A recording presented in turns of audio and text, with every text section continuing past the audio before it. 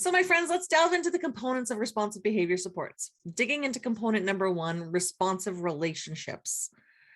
We hear as educators all the time, relationships, relationships, relationships. What are responsive relationships and why are they so integral to responsive behavior supports?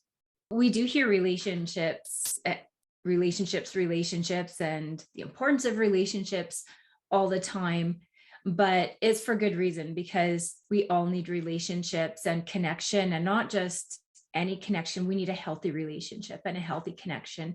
And, you know, as educators, we're in a prime position to provide that for our students, not saying that we're the only healthy relationship that they have, but we're part of a network of many healthy relationships within our school, within our communities, within families, and every healthy relationship supports that child further. So in terms of relationships, you know, I saw something as I was working with a partner that really, it made a strong impression on me, and it really honored the children in the process. And what had happened was the Cree language and culture team in the school I was with really honors, respects, and was the absolute essential nature of relationships. And they had the children, as they came through their classes, create a bracelet. And then they toured the children through the school, everywhere in the school, from the, you know, classrooms, library, counseling department, administration, everywhere. The kids got to see all the adults in the school, and they gave the bracelet to an adult that they felt particularly connected with, that they felt that was a person that they could go to in the building. And I thought that was just such a magic thing to do, because it gave the children the voice in who's that special person that I can turn to in this school, where as an adult, you don't always know that. So I thought it was a really nice way of honoring those relationships and bringing them to the forefront, and letting the adults in the building know that there were a certain group of students who felt really connected to them. So that meant that they could go the extra mile with those children. Not that they don't build relationships with all children, but just that piece of awareness that they're one of the important adults in that child's life. I thought that was so key. So, you know, we have a friend and former colleague, Barb, who always says, you can't teach a child until you have their hearts. And I think that really is so key when we remember the role of relationships in responsive behaviors. That is just one of the foundational components, is having that strong relationship, that connection with the student. So once we have that trusting relationship and that positive relationship built, it creates a sense of safety and belonging. So then the child can move forward with their learning. Well, I think Kathleen said it really well, but you know, that understanding that relationships are the foundation to build everything else onto. So if we don't have that foundation to start with, it's very difficult to move forward with the other things that we want to teach children that we're working with. And so to know that it is the starting place of everything. So as we move into component 2, social emotional instruction. So one of the things that struck me is that we're talking about social emotional instruction before we even get into diagnosing behavior or identifying behavior or anything behavior related.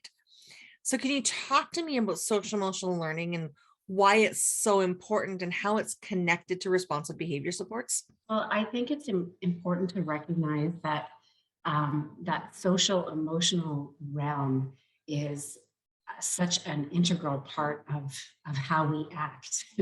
And so if children don't know how, then they can't do. And so to recognize that as teachers, that social emotional skill set that kids come into a building with is our starting place. So teaching kids, you know, how to regulate if they don't know how, making sure that kids understand what their emotional states are And that social emotional curriculum, I think, has changed the game in terms of our understanding of what behavior is all about. So we remember that, behavior is communication.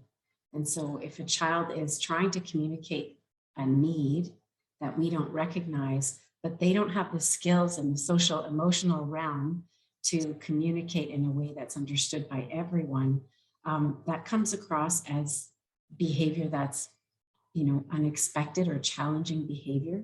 And so we can take things from a totally different angle when we understand, maybe what social emotional skill set the kids are coming in with, and recognizing what they need and how we can teach them to react and interpret information that's coming at them in the relationships that they're developing with their peers and with the adults in the building around them, and then even beyond the school, to really understand those social connections, and then how to interpret emotional responses within that.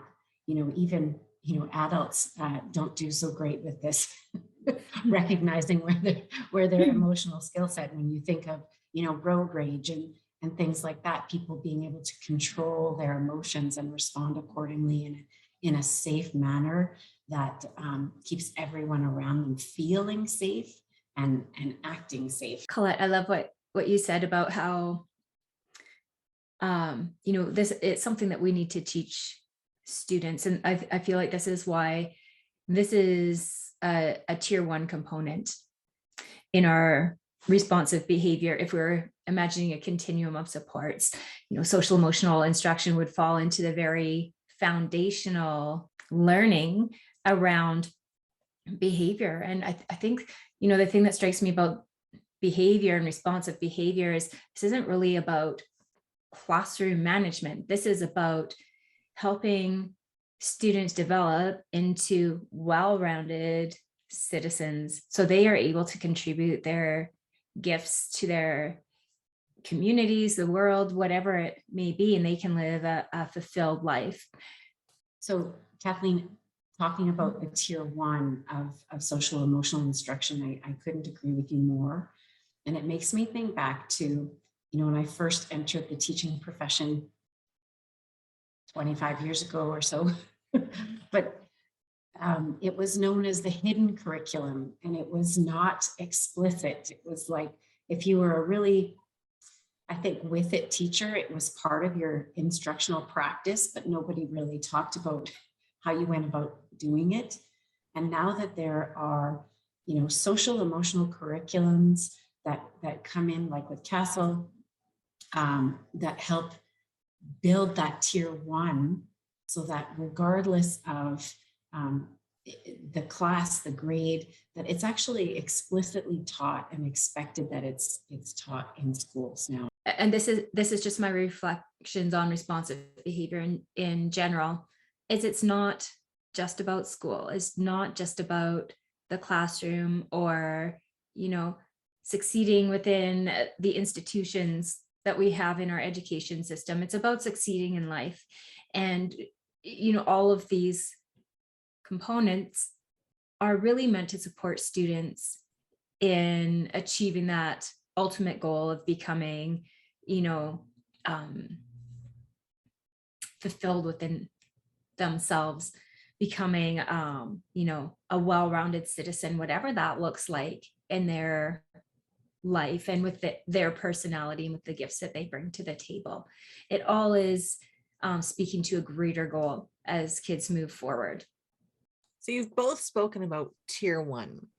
So as we shift into component 3, which is routines and classroom environment, how is this a tier 1 component, and how do these universal supports impact behavior in the classroom? I think one of the things that I think of right away is the analogy that I heard once about, if you put an individual in a dark room on a chair with no light coming in from anywhere and no windows, you would want to get off that chair and define your space so that you understood where you were, and the confines of the room that you were in. And I think about the routines and the environment that we create for our students are such a critical component in terms of kids understanding how to interact in their environment, to know what to expect, and to feel regulated and calm in that environment because they know what's expected every day.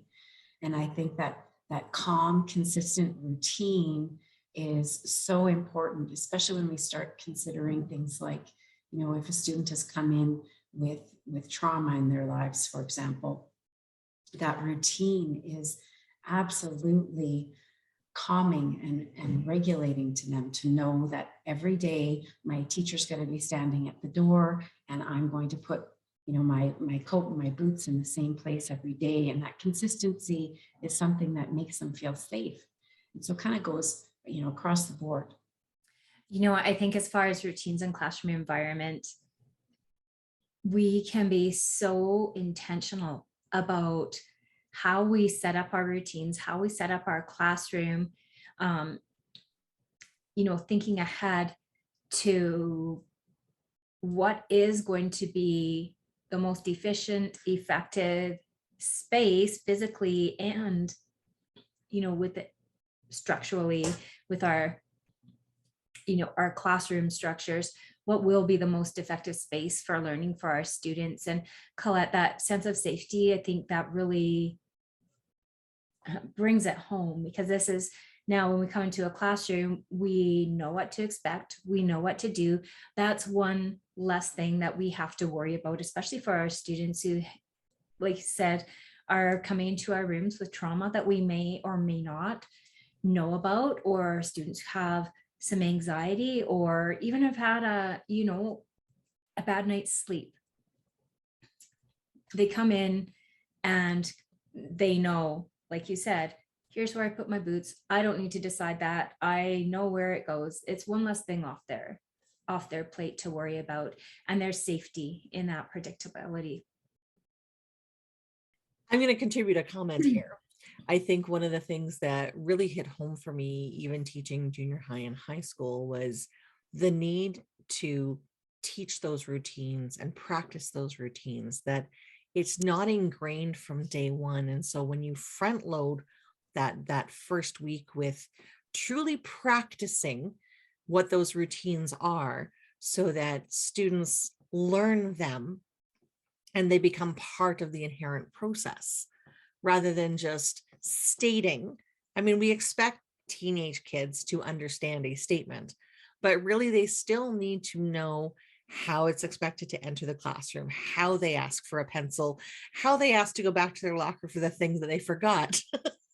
I was just going to say, it's interesting because what you're talking about is really the development of executive functioning skills. So those routines actually help develop those executive functioning skills with kids.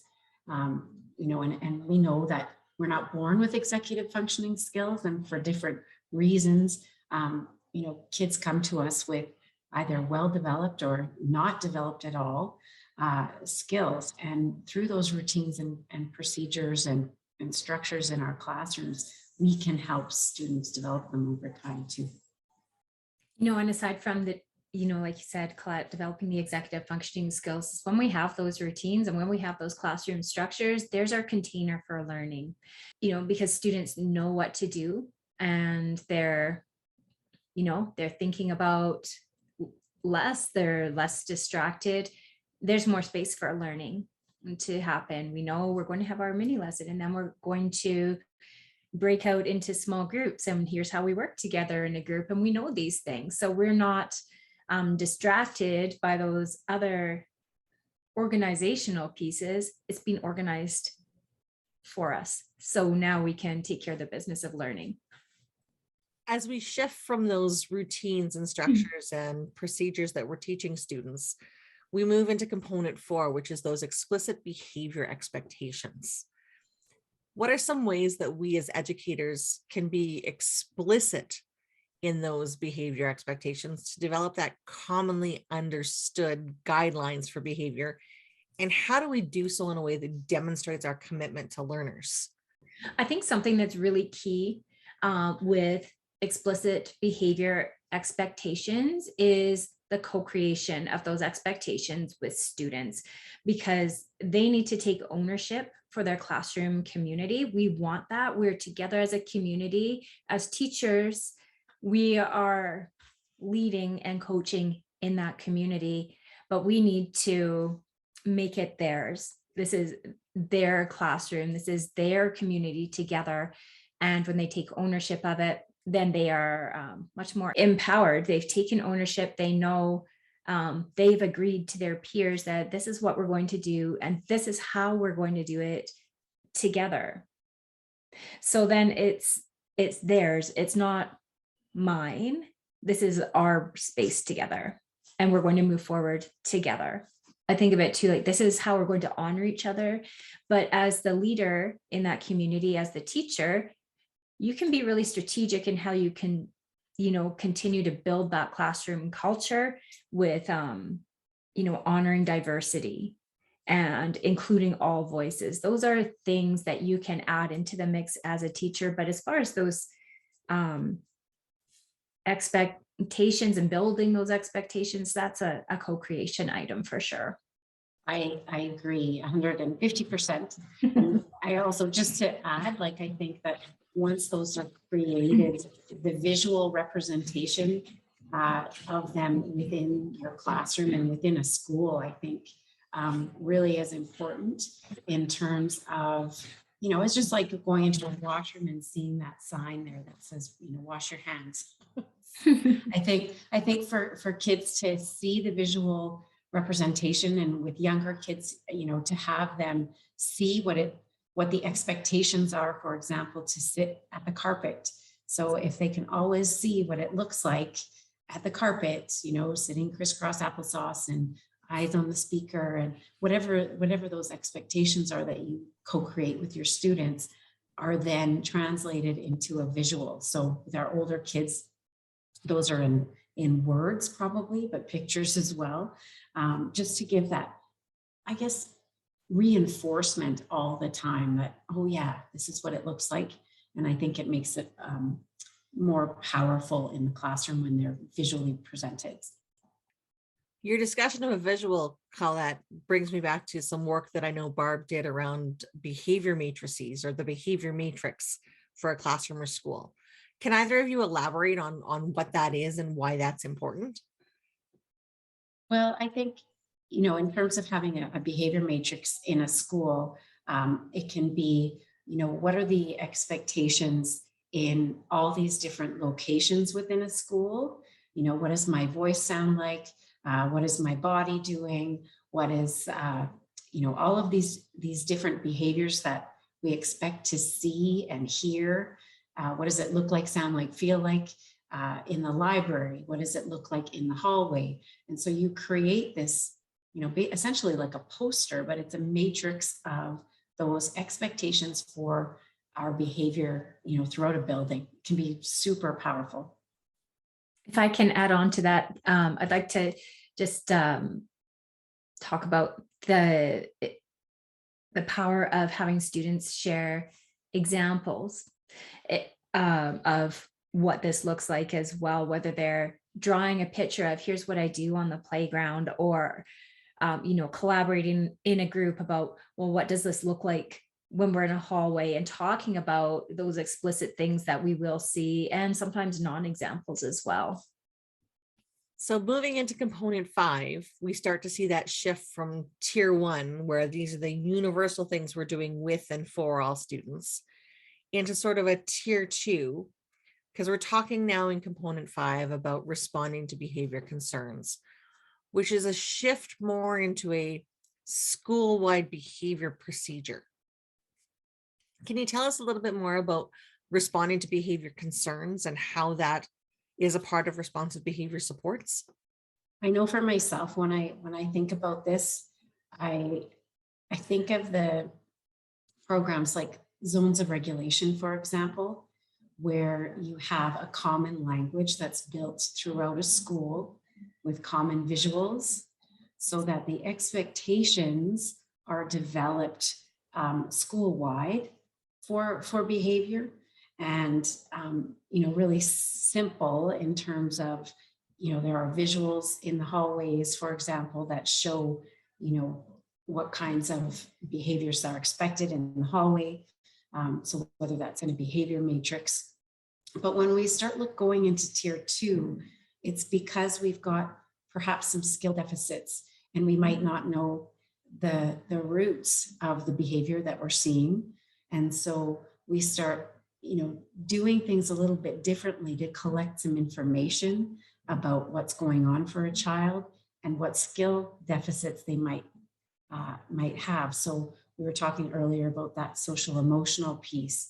So if we've got students who are not able to regulate and follow the expected procedures and routines that are put in place, then we look deeper to find out, what's going on for the child and how we can support the development of the skills that they're needing to develop, as opposed to a punishment. So we come at them from a skill that they need, as opposed to this like punitive, send them to the office and put them in a timeout room, skipping recess. Like we need to kind of look at it differently and say, okay, well, what's happening, what's going on, what skills do they need to develop, and how do we put in a plan? At tier 1 and 2, we're talking about classroom supports. So what things can a teacher do or an educational assistant do to help support the learning of the expected behavior for a child? When you're addressing student behaviors, like you said, they're, moving from that idea of punishing versus teaching.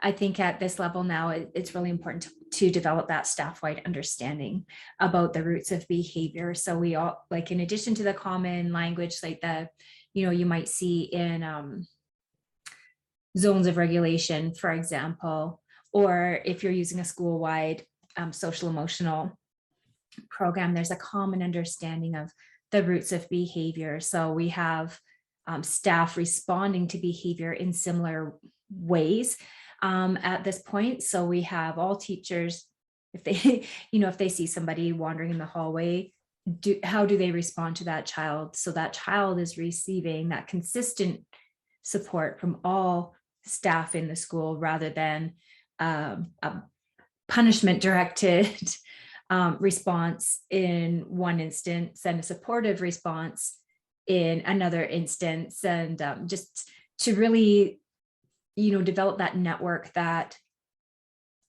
supports the child rather than having mixed messages. Maintaining a focus on this responding to behavior concerns. We've talked about this being tier 2, going at it from a positive perspective that students have the capacity to learn the expected behavior. What kind of supports have you seen used in the classroom that have assisted in this process for students?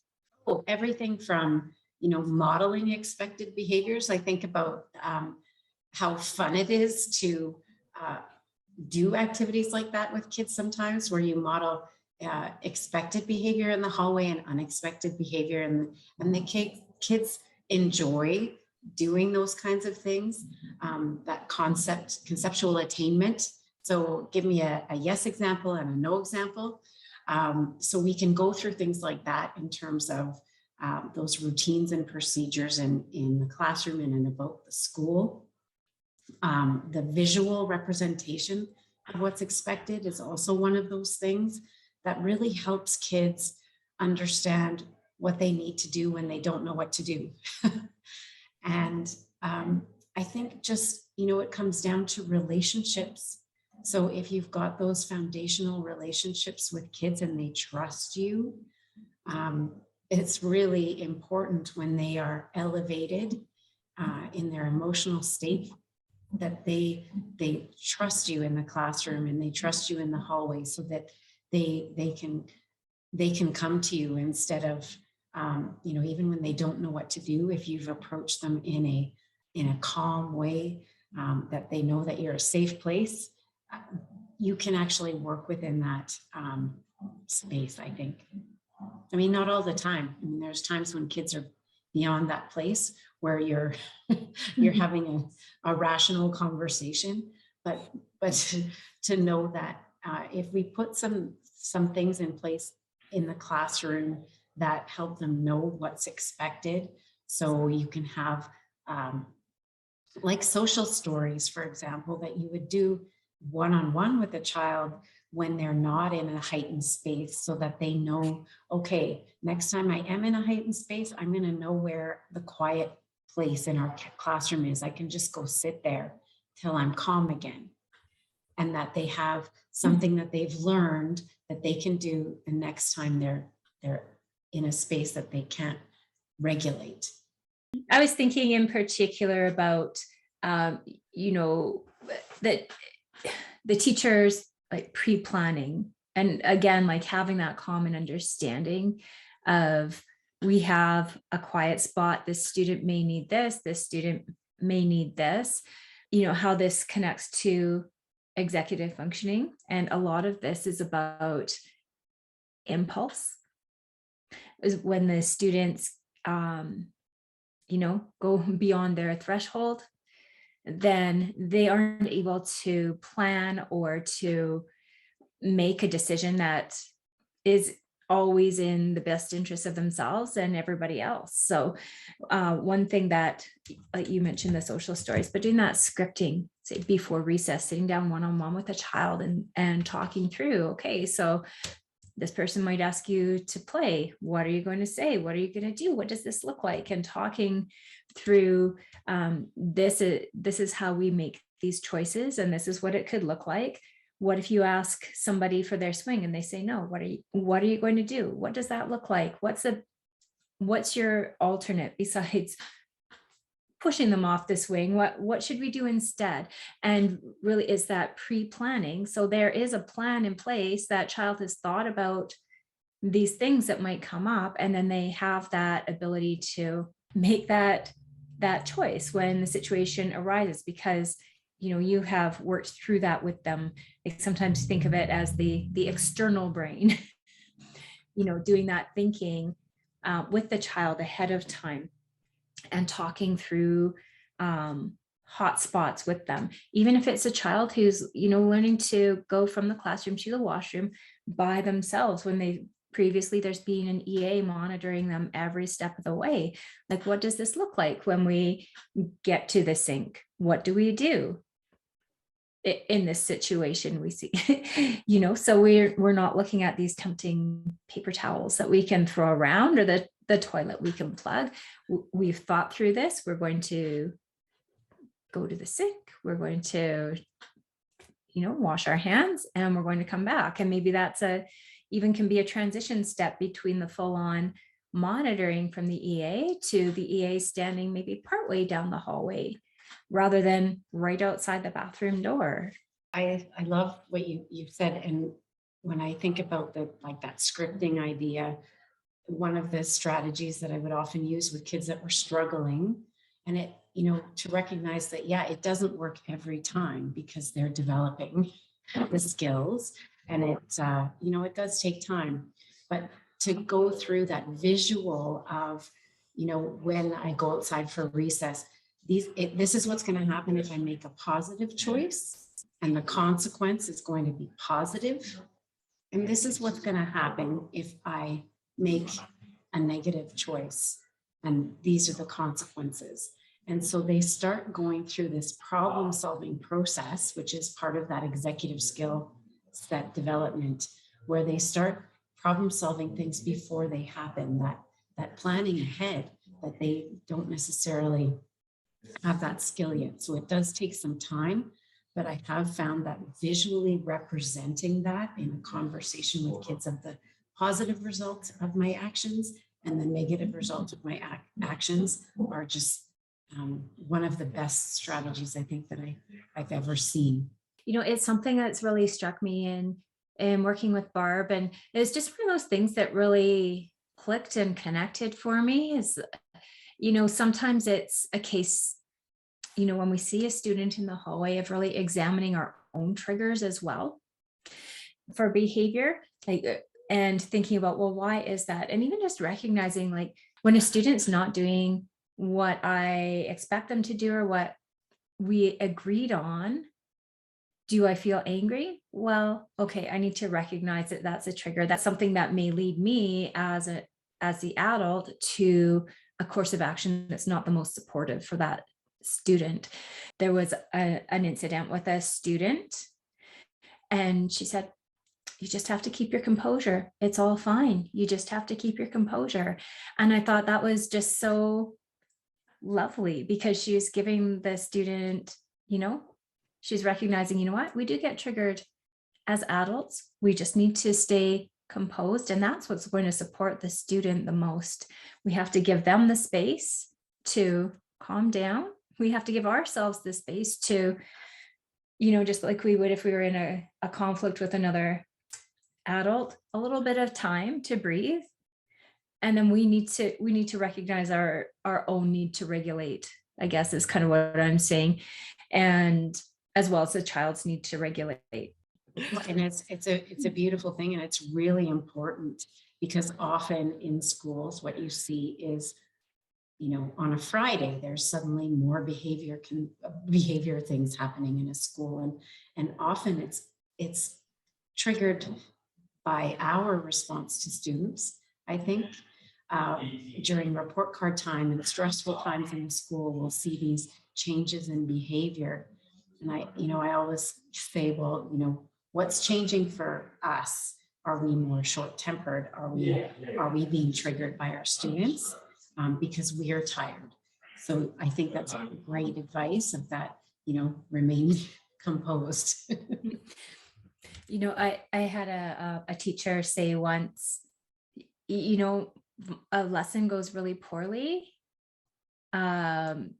instead of blaming the students, 90% of the time it's something that I did in my lesson, and I need to go back and reflect and think about what went wrong.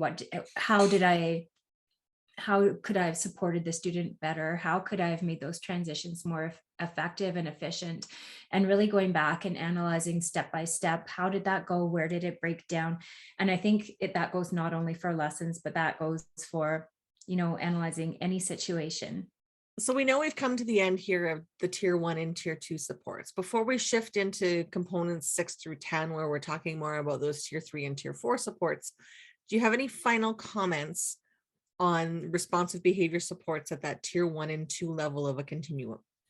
One of the things that I think really resonates for me here is the changing what we do, that it's not the student that needs to change.